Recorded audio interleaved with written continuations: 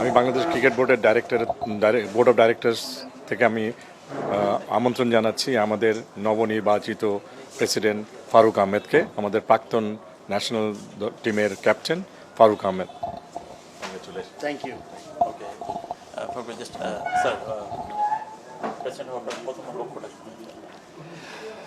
লক্ষ্য তো অনেক বড়।